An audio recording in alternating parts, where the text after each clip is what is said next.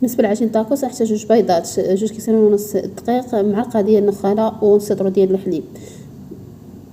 غادي نخلطوا المكونات كامله، الحليب البيض وشويه ورشه الملح والدقيق.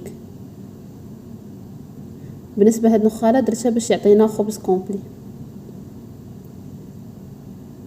غادي نخلطوها بالضراب اليدوي تيطرب لينا مزيان، وغنطيبوه في المقله ديال البغرير او ديال الكريب. ضروري خصنا نديرو زيت نغطيوه فيها باش ما يقصحش لينا، يعني العمليه ضروري منها.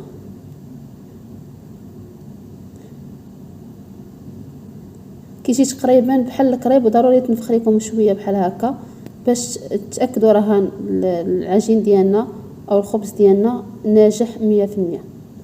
كيجي لذيذ بزاف بالصحه والراحه. ما تنسوش تعملوا القناه، ضغط على ابوني لايك.